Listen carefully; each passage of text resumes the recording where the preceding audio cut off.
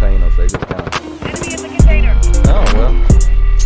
Thank you for, pretty much confirming what I just said. Right now, I resided somewhere in Minnesota. It's cold. It's like negative 18 degrees outside right now. 80s pop, funk,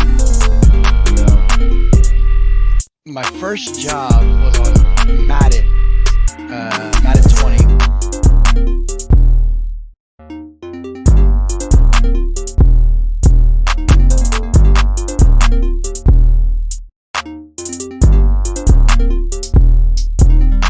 My name is Chase Bethea. I'm a professional video game freelance composer.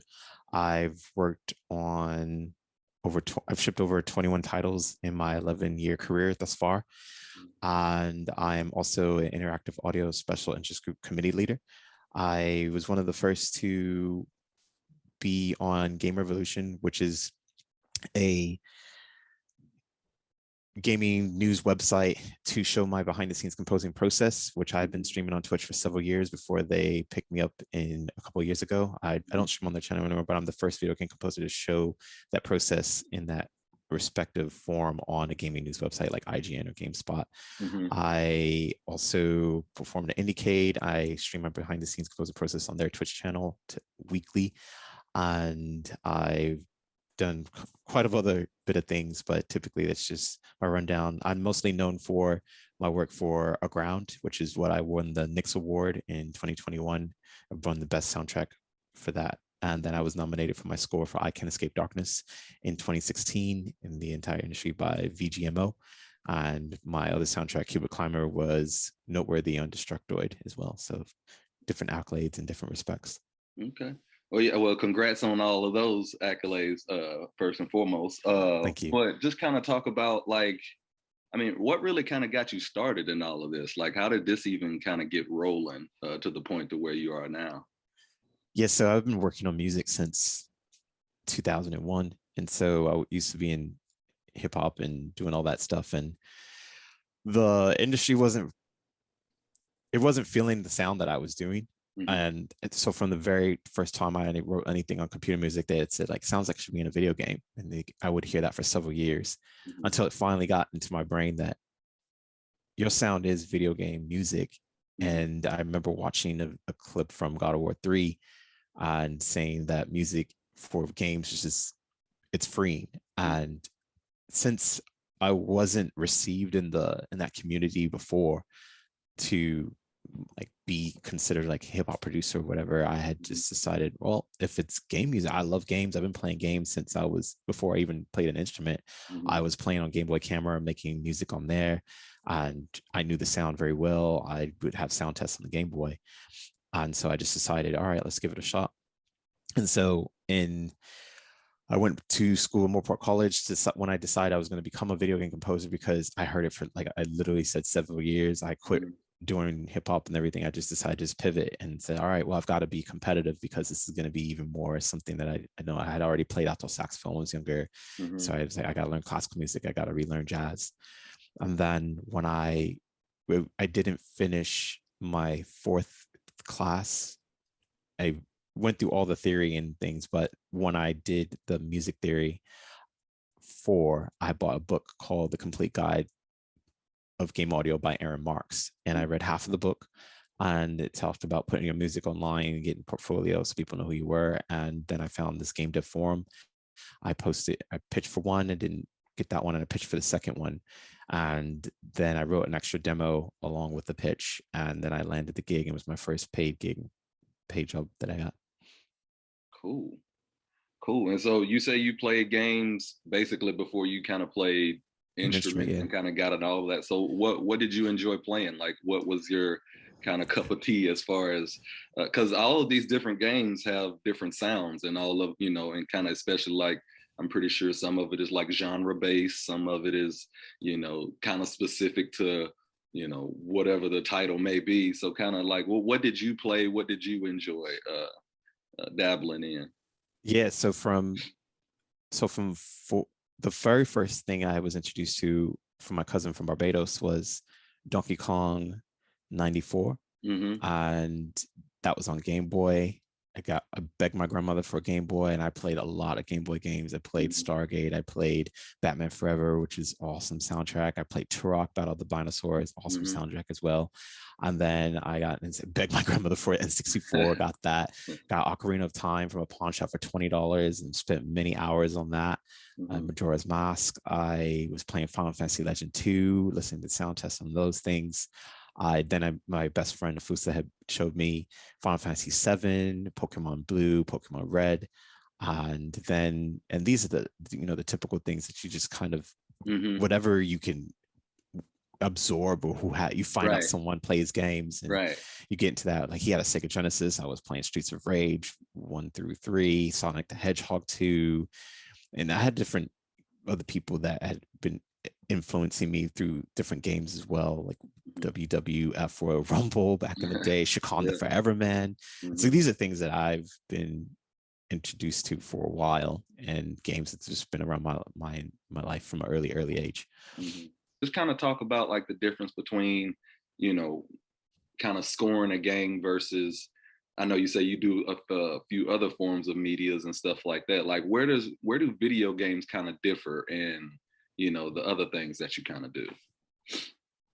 Yeah, so I specialize now in interactive, dynamic, adaptive music. And what that means is I compose the music to have the state of something, of a mechanic in the game, react to it, so that it gives them a bit more of immersion than the typical loop things that we used to kind of do back in the 80s and the 90s.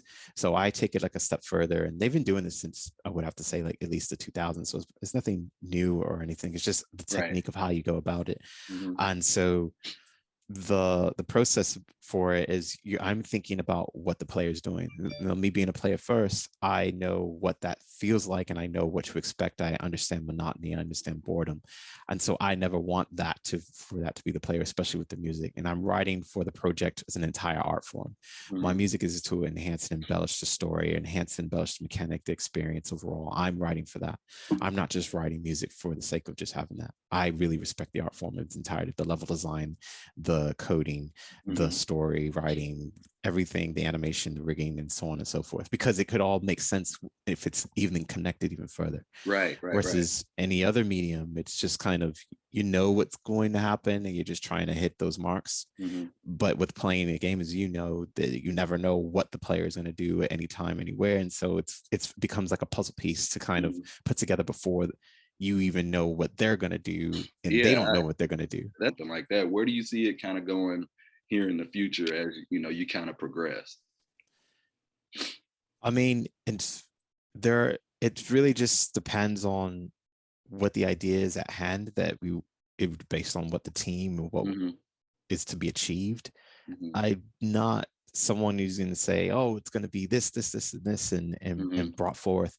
It really just, it has to make sense. And so even though so for example, speaking from this, we'll just use MetaQuest as an example. So you have probably it's a set of a headset, and there are only a certain amount of drivers. So the sound is going to sound even better, or it's going to sound 3D or something to an effect. And it's only going to be just a bit of an immersion experience of where things are. But again, I think it just really matters in terms of what the entertainment is that we're trying to have the player experience that is going to make it matter. And it could be something as simple as it sounding like it's not just here, but maybe there for something that you did, but it has to make sense in terms of it being in alignment with the graphics possibly, or some kind of maybe different meditative or audible thing that we're trying to achieve. So it's not quite an easy answer. It's just mostly based off, I guess, what the project is and what we're trying to have that be achieved. Sorry, I was going to say the one thing I do remember is that with the Tempest engine that PS5 has is the customization of our ear shapes to hear sound in the way that is customized to us individually. And that's something I'm very excited for, because how you hear something may not be how I hear something. And that's going to take the level of experience of, even if I created this music and maybe I mixed it a certain way and you don't catch that that cowbell, or you don't catch that mandolin the way that it was designed on this mix. I perceive it differently than you do, and therefore, if it's even aligned to a mechanic in the game, it gives you that much more of an experience to go back to even the times where it was, hey, did you check out that secret level, or did you find it? You're like, no, I didn't. But your ears are now like, hey, did you hear that? No, I didn't. How did you get that? And so that brings a little bit more of excitement in that respect too. Yeah, roundabout way, kind of close it out. What are you kind of working on now? Like, what's kind of in the future coming up for you that you might be, looking forward towards, excited about? Yeah, absolutely. I'm scoring about 5 to 7 games right now, mostly independent games. 2 of them, one of them is Ground Zero and Stardander, developed by Fancy Fish. They also published AGROUND and I Can't Escape Darkness. And so I'm designing a music system without the audio middleware to do that interactive dynamic feeling.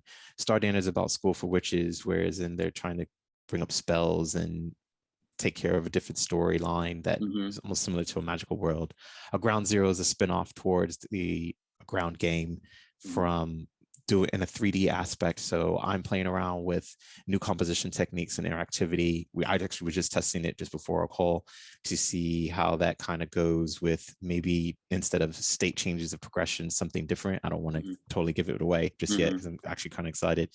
And the other ones is Project Bushido in terms of like a samurai robot type of game where you like Rock'em Sock'em but with blades. Another one is a space risk strategy game. And another one is like a galactic bar fight, think like Star Wars, but you're just in the bar and you're doing it's cool funny things because I just recently interviewed him too, which is very funny actually. Johnny? Yeah, I just interviewed him last week, so that's actually pretty funny. But I mean that's really cool though, because I mean you can kind of see how some of these things kind of connect, and all of these different aspects, these different people, these different relationships kind of are built within the industry. My last question for you is like, what is more enjoyable? I guess, is there like a difference between like working for something like a major versus like an indie? Like, do you get like more freedom doing, one project, that you might have more of a stricter kind of layout on another project? Kind of how do you kind of approach that, and how does that kind of work out for you? It really depends on the person. It really, it comes down to what that person is like, their character. If their mindset is someone whereas and they want to bring me in and they trust that I know what I'm doing for the service and the sound that I bring, because my sound is so eclectic and unorthodox than any other video game composer in the industry, then they're saying like, hey, this is my idea, but I really trust the way that you write and that you're going to deliver this, so go ahead and take it away. And typically I find that to be the majority of the time. If I don't really like to attract anyone that's saying like, we would like you, we want your music, but we really want you to sound like this person, right? And I don't know, I really push sound identity a lot with games, because you need that, and that's what I bring to the table. Was you want your stuff to sound out, whereas if you were in a different room, you wouldn't have to ask that person what game they're playing. You'd know because of what it sounds like.